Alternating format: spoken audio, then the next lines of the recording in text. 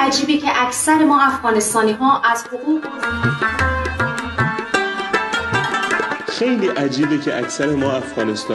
از حقوق و زندگی کارگری راضی نیستیم، اما حاضر هم نیستیم دست از کارگری بکشیم.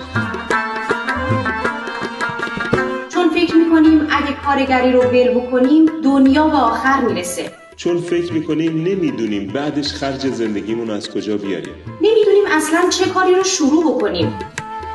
در صورتی که اکثر هموطنامون که الان صاحب کارخونه و کارگاه هستن خودشون یه زمانی کارگر بودند و این چالش ها رو داشتن، ولی با خودشون گفتن تا کی کارگری؟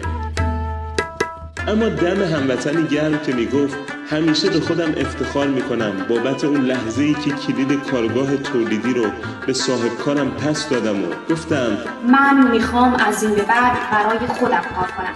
روزای سختی رو